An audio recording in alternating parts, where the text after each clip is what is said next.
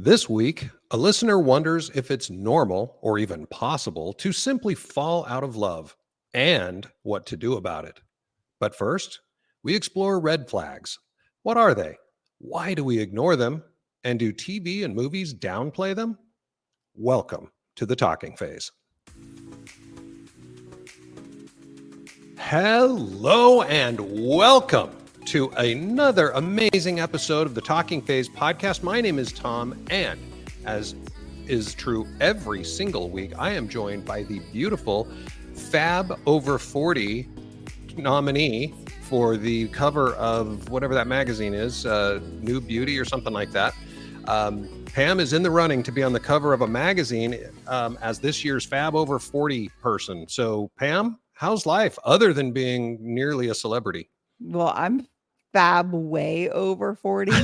I did realize after that competition started, Nikki nominated me and I had to fill in a couple things. And so they sent me an email letting me know that I had been chosen as one of the contestants. I have a gut feeling that everybody was chosen as one of the contestants. I could be wrong. It is for Breast Cancer Awareness Week. So, I guess it's Breast Cancer Awareness Month, actually.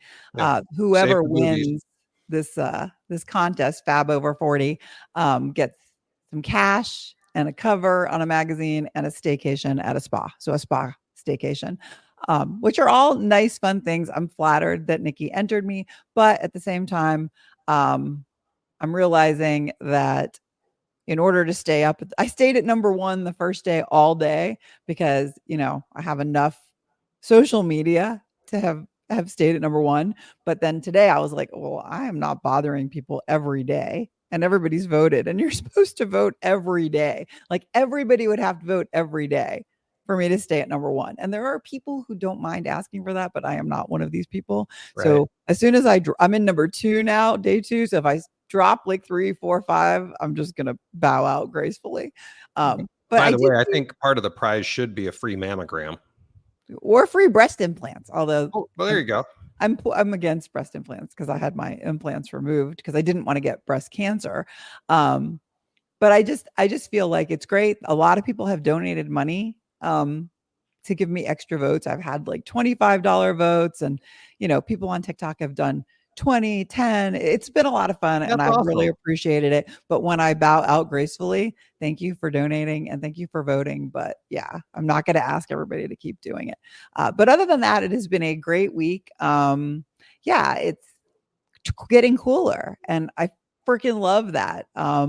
We celebrated Halloween, low key Halloween this week. Last week we went to a giant party and that was a lot of fun, but Halloween is on a Thursday this week. So we just stayed home and watched some scary movies.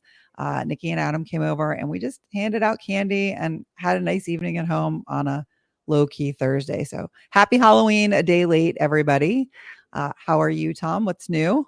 Absolutely perfect. Everything is great. When this episode drops, I will be somewhere between St. Louis, Missouri, and Cheyenne, Wyoming. That's assuming everything goes according to plan. I'll be driving a U-Haul with a pile of shit 2008 Nissan Altima in tow. No. So if you happen to be driving on I-80, or I guess it's 70 right there, but anyway, whatever it is, 70 or 80 between St. Louis and Cheyenne on Friday, November 1st, and you see me, give me a wave, give me a honk, but that's where I'll be. I'll be, whatever that is, about halfway from Georgia to Utah. It's funny because, as I plan this move, it's about a 27-hour trip. Holy shit. One way? Yeah. And that's the reaction. But remember, I was a truck driver for almost a year. And so I drove that twice a week, every week for a year. And while it sucked, and this is an open invitation. If anybody out there is thinking of being a truck driver, send an email to talkingphase@gmail.com with your contact information so I can talk you out of it. We need truck drivers, but holy shit, what a horrible life. So bottom line, I did this for a year, driving that many miles twice a week. So I could do this standing on my head, even though I don't like it. We should have been filming all of our podcasts in person.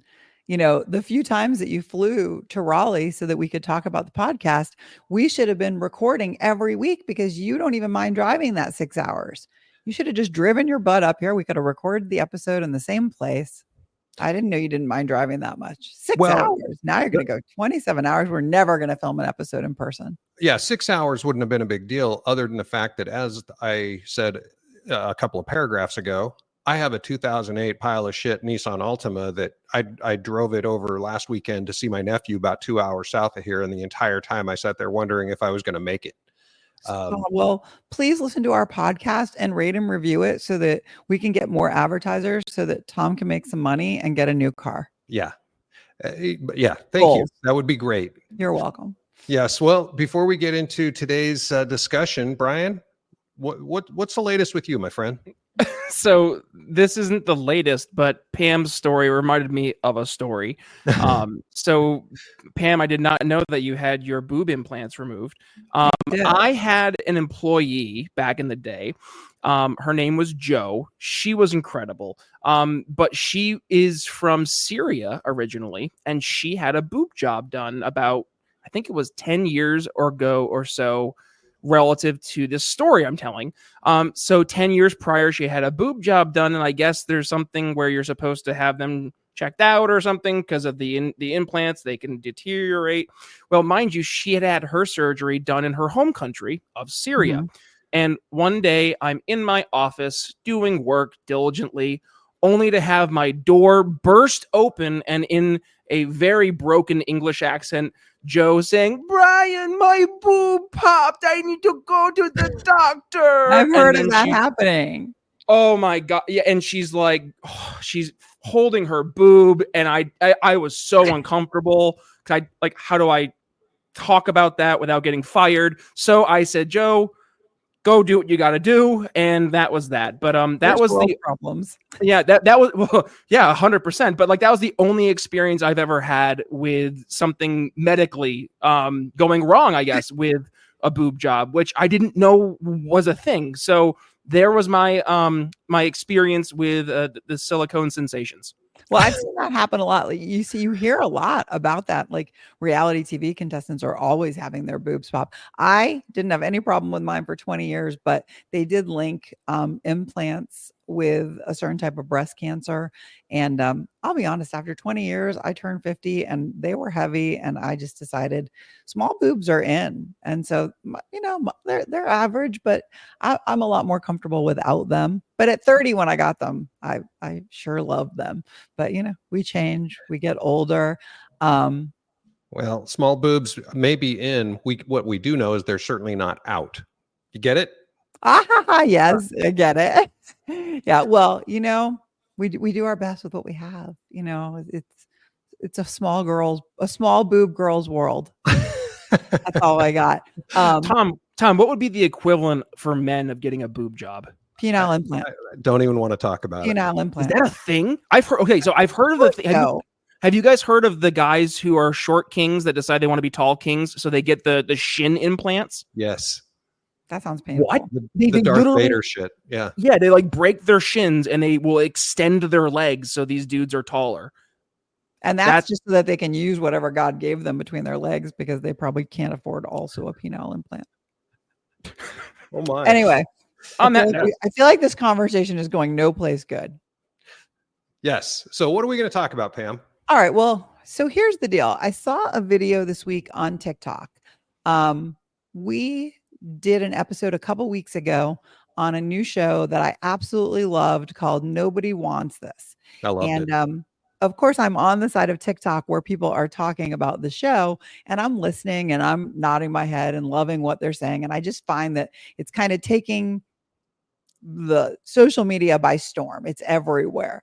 And this girl made a video on the show, and it's a long video, 10 minutes long. And all she did in that video was talk about all of the red flags in the show that each one of the main characters had ignored. And I'm listening to this video. I really wanted to scroll by it as we do. But I just kept listening. And all of a sudden I found myself shaking my head and thinking about these specifics. And realizing that I think no matter how much I tell myself this is not the case, that I am always keen to put on a pair of rose-colored glasses when I meet somebody that's attractive, tall, makes me laugh, kind. It doesn't matter at that point. My rose-colored glasses are on, and I'm not positive that I see the person moving forward for who they are or just for who I want them to be. And that was my takeaway from the video, and I felt like it really spoke to me. And I think that we tend to see things that allow us to continue relationships that might not be good for us.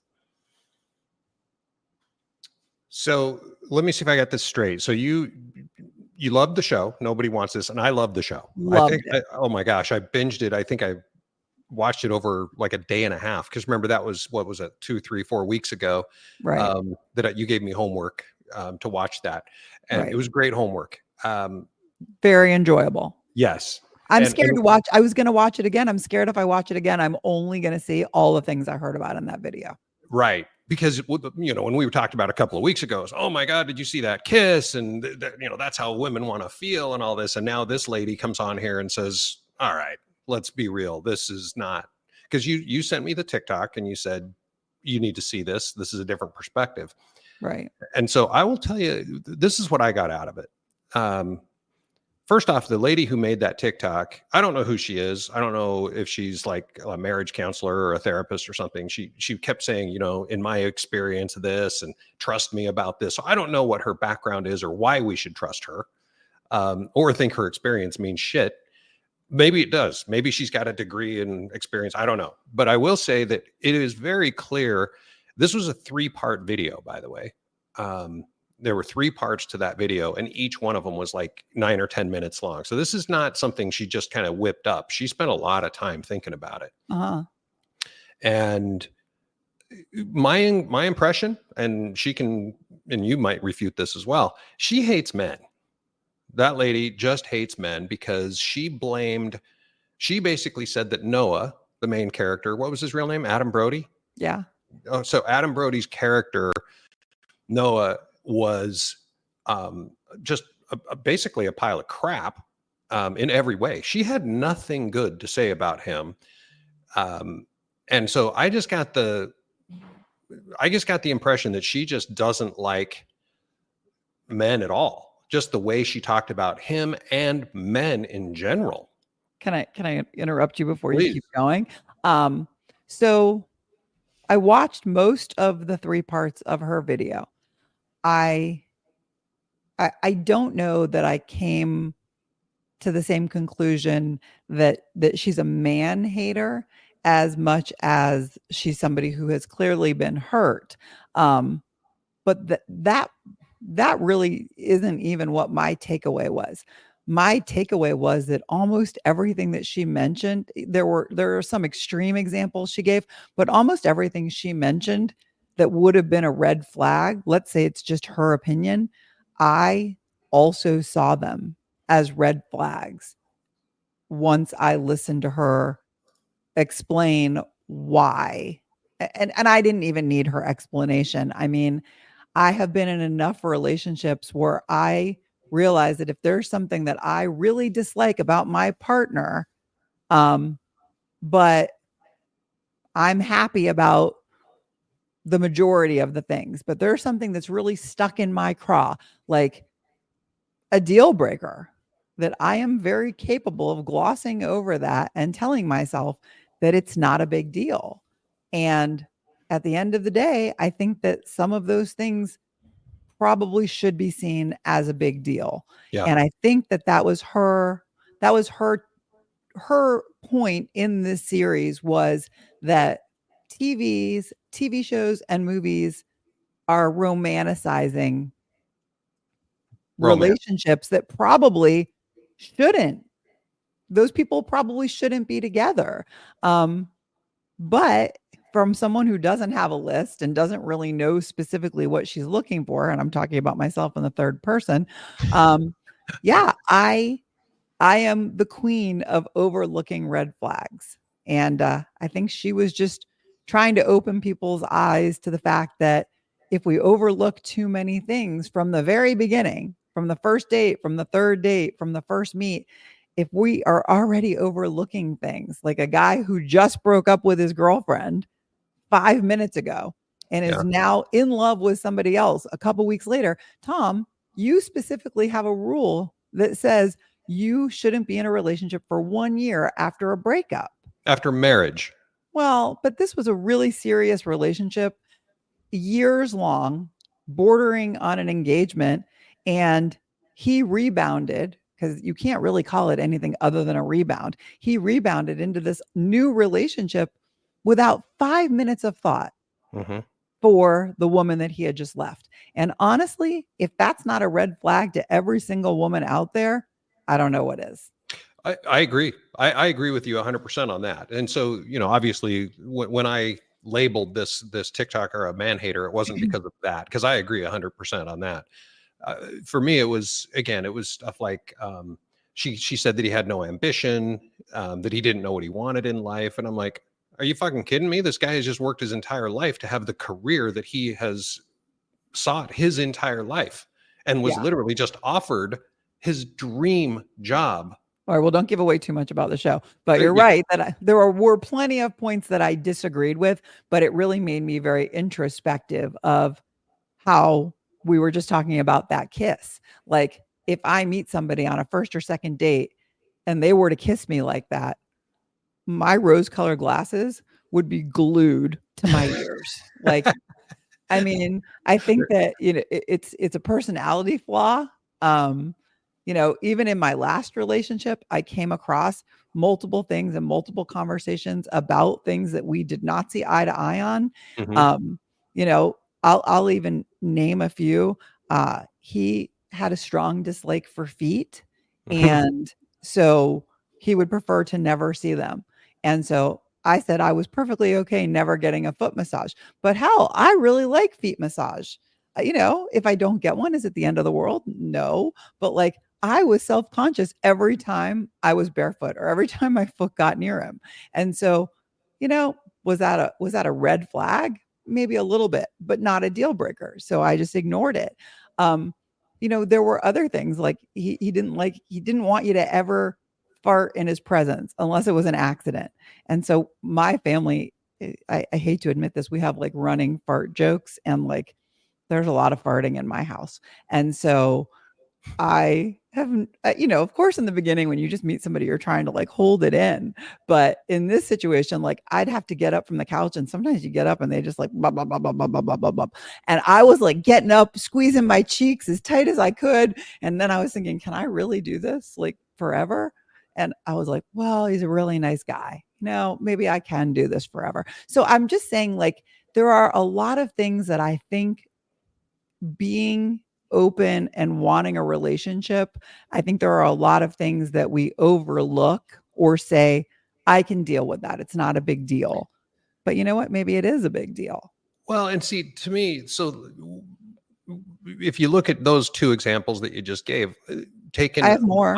I know, but taken by themselves, they're not that big of a deal. Right. But and so I've talked about this before. My first marriage, my dad taught all of us, all 5 of his sons, that the 2 most important words that a man can learn are yes, dear, which I don't agree with. But he drilled that into us for so many years that I just kind of, as soon as I got married, I thought, okay, my job as the husband is just to agree with her, just keep the peace at all costs. Now, I don't want to say that my dad was a pushover, but it's because my mom was a saint and she did not take advantage of my dad's willingness to give in. And so, but my first wife was not the saint. And so she took advantage of my willingness to give in. And so all of those little things that I thought I could ignore, that I could put up with or whatever, I just swept them under the rug until one day the mass under that rug was too big. I couldn't ignore it anymore. And so again, taken individually, they aren't big deals. They're not red flags. They're pink flags or whatever you call them, yellow flags. I don't know. And They're red flags, but they're just not deal breakers. So yeah, I don't know if I even believe in a pink flag. I mean, there is either something that you enjoy and like, or there's something that really upsets you and bothers you. yeah. And you know what's so funny about it is that when I got remarried, whatever that is now, 20 something years ago, um, when I got remarried, I thought, okay, I'm not going to sweep those things under the rug now. I've learned my lesson. Mm-hmm. I'm going to be more, verbal and vocal about things that bother me, but I wasn't. And so looking back, hindsight's always 2020, of Ain't course. it though? And I can look back and I can say, look, I can now admit, because I didn't know it at the time, I can now look at it and say, look, I was just afraid to be a 2-time loser. I didn't want to tell the world I was divorced twice. I was afraid that my friends and family would say, I told you so. They, and the one that's the most embarrassing is that I was afraid that I would never find anyone again if I stood up for myself and ended up being divorced again. That's just, it's kind of embarrassing to admit that, but that's reality. Yeah, but now I think that's why you've created this list that you have, so that you won't put up with things Yep. that you have put up with in the past. Because I know, we've all, not everybody, but if you're on TikTok, or we've talked about the list a lot. Tom has the entire list in videos on TikTok in a folder on Talking Phase podcast page. It says Tom's list, so you can hear his list anytime. But for me, I'm not a believer that people are two-dimensional. I believe that we are more than a list, but I can understand taking things that you have put up with in the past and saying no more and putting them on a list. But the problem is that, yes, I do tend to put on rose-colored glasses, because whether it's a long distance relationship or passing gas or not liking feet, no matter what it is, I, like you, and this is also embarrassing, I realize in hindsight that I wanted to be in a relationship. Mm-hmm. I was ready to really just put it all into one person instead of first dates and swiping and friends and all of that. I was really committed to making one person happy, and I forgot about the fact that I should be also thinking about myself being happy. And so I kept those rose-colored glasses glued to my face, because even though I took the time to make my own list, and it wasn't a list of what I was looking for in a partner, it was a nitpick list of all of the things that I felt he nitpicked about me. I had a fucking nitpick list with 10 things on it, and I was still dating him. So rose-colored glasses, it's a Mm-hmm. lot. It's about a lot more than what we want in a relationship. It's also about just wanting a relationship, just wanting that Yeah. comfort and that security. Yeah. Well, I completely agree. I mean, that's one of those mysteries of, why do we become colorblind just for the color red? When you meet somebody, and by the way, when JD McCabe, the guy that was on my old podcast that wrote the book The Third Gift, he's the one who gave me the advice to write that list. He said, try to have your list before you get into that emotional relationship, because once you're in that emotional relationship, you've become colorblind. Yeah. And it's a great point. I'll never have a firm list like you do, but yeah, the further in you are, the darker red the glasses have to become, because otherwise you have to end the relationship. Yep. And that's If hard. right. I mean, and I think that goes for a lot of people that listen to the podcast that are dating somebody or in a relationship where they're spending a lot of their time thinking, this is not my person. This is not the person that I should be spending the rest of my life with. But the alternative is more first dates. And so unfortunately, a lot of times I think that, a bad relationship or a relationship that is not meant to be forever, all of a sudden looks better than the alternative. And that's unacceptable. We should not be looking for better than the alternative. Will I be single forever if I stop accepting rose-colored glasses and better than the alternative? Maybe. Maybe I will be like last week's episode, and I will be, preaching about being single forever. Is that my goal? Absolutely not. But I do know that I need to take my rose-colored glasses off, if not just for my sake, for the sake of the people that I might meet and date, because it's not fair. It's not fair to have one foot in and one foot out of a relationship just because it's better than dating. Yeah. I better agree. To be single, I think. So. Yeah. And the thing is, we talk a lot about my list. And again, we're not doing an episode about my list, but the thing about my list that I think it's important is that people have commented on TikTok, and you've made comments about it too, that I'm unwilling to compromise, which is simply untrue. I'm unwilling to compromise on certain things. Well, the things that are on the list. Exactly. But there's not everything is on the list.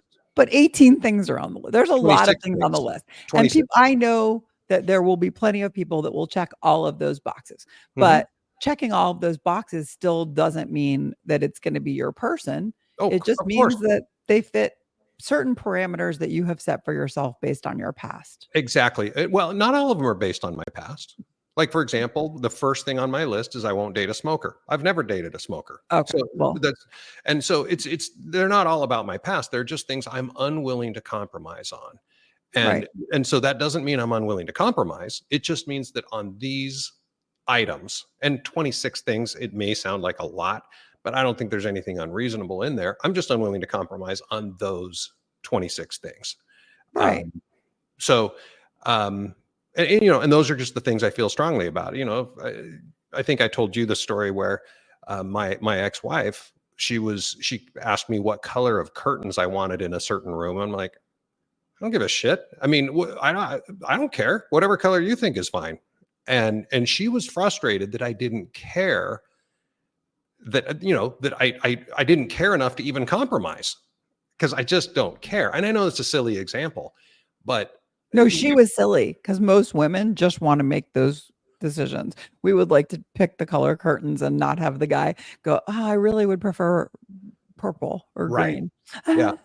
And I didn't, maybe some guys do care, but that just seemed like a weird thing for a guy to care about, and for her to be upset that I didn't care about it seemed bizarre. But for me, it's like, if I don't care, I not only will I compromise, I will not even throw in the ring. I won't even throw a towel, or what do you call it? I throw my hat in the ring. Throw in your, I gotcha. Yeah. No, I and in the end, I feel like it is okay to sacrifice something that you might really want. But if you really are so deep with somebody, if you're in love with them and you're building a life together, and there's a couple things that bother you, or maybe give you like a little mini ick or something like that, I'm not saying that I am in no way saying that everything should be perfect in any relationship. If I've ever come close to something perfect, I missed it, because I don't think that's ever happened. I just feel like if you are dating somebody and you're not engaged or living together or married already, and you have a nitpick list, and there's a lot of things on there that you're being nitpicked about, that's probably not your person. If you're nitpicking them a lot, which is, I don't think that I've really ever nitpicked anybody since my ex-husband. He probably had a super big nitpick list of things that I nitpicked him about. But now I'm older and wiser at 57. So if somebody has a nitpick list for you, or you have a nitpick list for them, they're probably not your person. Because I think that if you're truly head over heels in love with somebody and you're planning a future with them, you're probably not thinking about the little things. By the way, that brings us right back to how we introduced this topic, because one of the things that lady kept saying on the TikTok was him nagging her, which I mean, I have thought about that show since I watched that TikTok, and I don't understand what she's even talking about. I don't see how he nagged her. I don't think that I certainly don't think that her videos were spot on No. about the show. She didn't like the show, and that's fine. We loved the show, but there's no question that there were so many red flags ignored that if it wasn't a romantic comedy on Netflix, the best bet would have probably been to say that this isn't going to work out. I mean, in real life, I'm not sure that things often work out like romantic comedies. That's why we watch them. Yeah. We That's watch them to called escape That's into romance. right. We're escaping into something that is unrealistic. So, I appreciated her videos, and I appreciated the fact that it made me think about myself, and the fact that, yeah, I have and wish I would say I wouldn't ever, but I have, and I probably would overlook things to be happy. If somebody made me truly happy, my nitpick list is probably going to have 0 things on it because I don't have a nitpick list or a must-have list. I have no lists. Yeah. Well, but I guess if you have no list, there's nothing to overlook. Yes, that's true. That not having a written list doesn't mean that you don't find a lot of things, that you would not tolerate. It just means that you find them as they happen, and then you decide whether to stay in the relationship or end it based on real life data and not referring back to your list and saying, oh, she didn't laugh at this joke. Uncheck. See you later. Well, just for clarity purposes, that's not on my list. She doesn't have to laugh at my joke. I wasn't being specific. I just meant it's just, I just don't think it's so cut and dried. Maybe someday down the road, we do need to do your list and at least debate some of your list. Yeah, maybe we'll do that. Let's do that and debate some of them. You have the list, and if you don't, I can send you a copy of it, and you can go on and say, these are the things that I think are stupid or ridiculous or unrealistic or whatever, and I can defend them. That'd be a fun episode, I think. We'll see about that. Okay. All right. So I guess we have finished that. We should all take our rose-colored glasses off. And write a list. Take them off. Don't write a list. But don't ignore too many red flags because it only ends in disaster. Agreed. All right. So next. You've got mail. Wow. That's coming in fast and hot today. All right. Here we go. Hi, Pam and Tom. I have been with my husband since I was 27, female, and I am currently 43. 37, 38, 39, 41. 16 years. All right, that's good. Lately, I have just been feeling so different towards him. I honestly prefer when we are apart, and I keep finding myself thinking about my future with another person. We have 2 kids that we adore, and we spend most of our time as a family. The issue is he hasn't done anything wrong. He is so kind and loving. However, I don't romantically feel connected anymore like I used to. Uh-oh. Go away to Europe soon without the kids, and I know that means that I will have to be more romantic and fulfill his needs, but I cannot see myself having intercourse with him anymore. It's consuming me, and I'm not sure what to do. He has no idea that I feel this way because I have always made sure to make him feel wanted and to make sure that everything's okay. It's weird. I just randomly seem to have fallen out of love with him, and now I don't even find him attractive. Oof. It's hard because we share a whole life and all of our friends, so breaking up would mean I would lose a lot of my friends too. Any advice would be great. I just can't stop thinking about it because it would hurt him so much. All out of love is how she signed it. And hot damn. What do you got, Tom? What would you like to say to all out of love? Wow. I have a lot of thoughts, and some of them are mean and some of them are not so mean. So I'll start with the not so mean. The first thought is, this is horrible. I feel bad for both of them. My meaner thoughts are, yeah, I'm sorry. This doesn't sound that random. Like, oh, I just suddenly fell out of love. And she said at the beginning that she keeps imagining herself with someone else. So, but she doesn't say a specific person. It's probably Noah from the show. Right. Yeah. Maybe she watched the show. Rom-coms are ruining marriages everywhere. Yes. To me, it sounds like she's found someone else. And she just See? isn't giving the full story here. Right. And that crossed my mind, but I feel like when you're sending an anonymous email to a podcast, there's really I feel like this email could have easily said, I've started to have feelings for somebody I work with or somebody that I met. So I'm going to give her the benefit of the doubt that she's not cheating. And that she's obviously, she says she's thinking about it all the time. That's all I would be thinking of. But when I read this email, I thought a lot about my marriage. And I thought about the fact that there were many times throughout our marriage where we were fighting or not getting along, or even where things were fine, that I started to question whether I was still, quote unquote, in love with him. And I wasn't thinking, so much about who I was going to be with if I wasn't with him, but I would be a liar if I said it didn't cross my mind that I thought being with somebody other than him would make me much happier.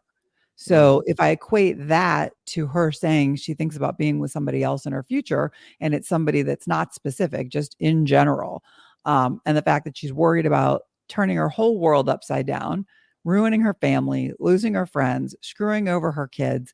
I mean, if I look at it from that perspective, it's heartbreaking. People fall out of love all the time. Clearly, as always, I'm going to say the person she should be talking to is him. Right. It sounds to me like her biggest concern is how much this is going to hurt everybody around her. But I think she's already decided that this is not where she wants to be anymore. And I think it happens to at least 50% of married couples for whatever reason. It doesn't necessarily always mean cheating. We just grow apart. We grow in different directions. We're not in love with them anymore. And to stay is a disservice to the kids, to her spouse, and to herself. Yeah. Staying for the kids. That's a tough one. For the friends, for God's sake, who cares? Yeah. And it reminded me as you were talking, I thought about an old Huey Lewis song. Do you remember the lyrics to Stuck With I You? Want a New Drug? No. Says, we've had some fun, and yes, we've had our ups and downs, but been down that rocky road, but here we are still around. We thought about someone else, but neither one took the bait. We thought about breaking up. Now we know it's much too late. And here's the chorus. We are bound by all the rest. So family and friends, like the same phone number, all the same friends, and the same address. Wow. What song is that? I know those words, but Stuck With You. Oh, And I'm happy to be stuck with you. Right. And it's a very upbeat song for a very depressing topic. And so, yeah, I mean, but she's not stuck. And we live in 2024 where I swear to God, who's not divorced? I don't know any. I mean, my parents didn't get divorced. My mom passed away, but like that was the boomer generation, or even before the boomer generation. Gen X, everybody's divorced. And I'm sorry if you're listening and you're not divorced. Clearly, I don't know everyone. But everyone I know is divorced.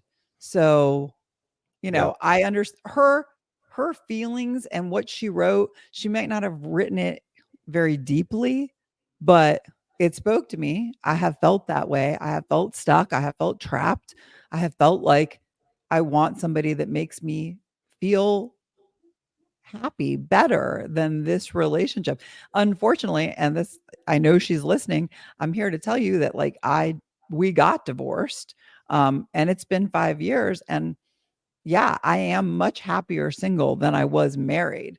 But if you're thinking that some white knight is going to come in and make your life better, I'm here to tell you it ain't so. Not for everybody. And yeah, make sure that if you're going to end your marriage with this guy who's pretty great, that you're just, I don't think she gave us any other complaints. Nope. She just doesn't feel romantically He's connected. a great guy. I mean, my advice is this: you're about to go to Europe.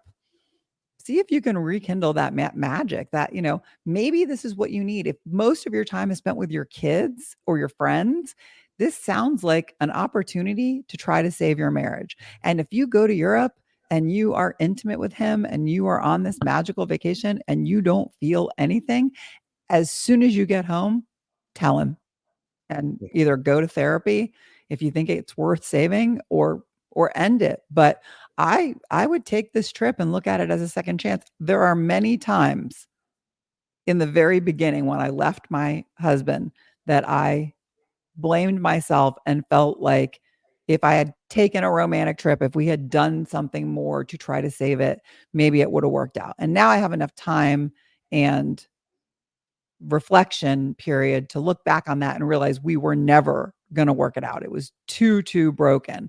But you guys are about to go to Europe. Yeah. So well, I agree for the most part with you that I think, first off, I still believe that she's already got somebody else in mind. But how'd you sign it? All out of love. If you do have somebody else already in mind, well, shame on you. Either end that or end your marriage before it goes too far. And if Pam's right, and when you say, I keep finding myself thinking about my future with another person, if you mean some random person, or an actor, some really hot actor, like whoever you're thinking of, that's okay. Or whoever you're not thinking of, just a random human being that you think is going to show up when you leave your husband. Well, it's not going to happen, or it very likely will not happen. It's not going to be the fairy tale story of, I got divorced and immediately found this perfect guy, for more than one reason. Think about this. You've been with your husband for 16 years, I think is what we've figured out. That's about the length of my marriage too. And you have 2 kids. And assuming those kids were born after you were married, that means you've got a couple of kids, probably between 10 and 15 years old. Not a lot of guys want to marry or be with someone with 2 kids. That's a lot of responsibility that you're asking a new guy to pick up. And, there are guys out there, and that's fine. I'm just saying that there are some red flags there for you, all out of love. And the other thing is, if maybe you talk about the spending quality time as a family, maybe you just need to reduce the family quality time and increase the couple quality time. Yeah, that 100%. I mean, but maybe I almost feel like she's the kind of person at this point where spending time with the kids is probably more comfortable for her because it doesn't lead to intimacy, whereas this trip is going to lead to intimacy. But I disagree with you that having 2 kids, 10 and 15, the dating apps are the biggest problem. I don't know where she's going to race out there to meet this Prince Charming that's better than her husband. But I think that at this point, most people are used to dating people with kids. We happen to be in our, second half of our 50s. So I know we don't want to date people with young kids, but I think people in their 40s, they're all divorced. They all have kids. It's like the Brady Bunch out there. So I don't want to dissuade her. I don't want to dissuade her from ending a relationship if she is tried everything and she is positive she cannot love this man anymore. He deserves a lot better than that. And get out there. After you've gone through therapy and gone on this trip to Europe, if it's broken, then end it and welcome to my life, no matter how old you are. And sign up for a couple of dating apps and see how quickly you wish you had worked on this great relationship with a man that treats you great. I just want to throw one last thing in there, because I agree. Don't stay with him if you're truly unhappy. However, when I was getting divorced, and this is after I found out after I found out Trinity had cheated on me, and like 2 years later, she was having an emotional affair. And again, I was naive. I didn't understand that an emotional affair was actually an affair. I just kind of thought it was a friendship that went further than I was comfortable with. Right. And so here I am separated, and I was talking to a very close friend of mine, and he said, "How is it that you're still, like, you haven't filed for divorce?" And I said, "John, I have to look myself in the mirror every day for the rest of my life. And I want to be able to look at myself and know that I tried everything before I gave up." So to this lady, all out of love, try everything before you give up. Literally try. Don't just go, "I don't love my husband anymore, so I'm leaving." Right. Try to fix it. And if you can't fix it, then you leave. I mean, that's the only advice that I can give. So it's, spend time with your husband, try to rekindle it, go to Europe, have a great time. If you don't want to have sex with them, tell them you don't want to have sex with them, but try to rekindle the relationship, go to therapy, try to fix it. And then if you really can't fix it, by all means, end it, but be honest with him about it. Right. My ex-husband and I separated 3 separate times and got back together after therapy 2 of those 3 times and got divorced on the 3rd time. So I agree with you completely that, just don't throw it away just because you're not feeling it and you're thinking there's no hope. I think a lot of people feel so relieved when they realize that there was hope and they are looking back from their 40 or 50th anniversary and they're like, remember when, I almost left you and we went to therapy and we're still together and we saved it and thank God. So take that and do with it what you will. With that said, we love your emails. We love them all, you guys. So if you have a funny question or some advice you're looking for on, what to do when your kids walk into the room because you forgot to lock the door and they're asking questions now, anything, it doesn't have to be about, breaking up or something so super serious. We love all emails and I have to read them all. So my heart breaks a lot with these emails. Please send them to us at talkingphase@gmail.com. I promise you, I will read every one of them. We will try to do less damage when we give you advice, and we will try to help you in any way that we can. If you have a question for Tom, for me, if you have anything you'd like to suggest, a topic for the show, or if you just want to say hello, please just slide right into our DMs. Again, it's talkingphase@gmail.com, and I will be looking forward to reading your emails. Thanks everybody out there for listening. We love hearing from you. We love the fact that you're listening. We love that when we hear that you've shared this. So please take a moment and share our podcast with your friends and family. Please rate and review the show on your favorite podcast app. Tell us how you feel about today's episode. See if you think All Out of Love is already checked out too much. Also, we've never done this on this show, but because of the date that this is going to be dropping, I am going to ask all of our listeners here in the U.S. Vote. I'm not going to tell you who to vote for. Get out there and vote. Please take part in probably the most sacred thing we have as citizens of this country is the vote. So please take advantage of that. Other than that, we do this every single Friday, new episode every single Friday morning.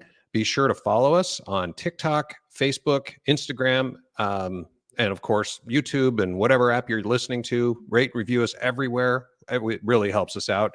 And until next Friday, this is Pam and Tom, and we are signing off. Hey, and before we sign off, if you are listening to us on Spotify, you can now comment directly onto the video, the page the video comes out on. That's a new feature. We are allowing comments. So feel free, if you're listening on Spotify right now, to go ahead and go over there and leave us a comment. I read all of those too. And have a great day, a great week, a great month. Go vote. See you soon. See ya.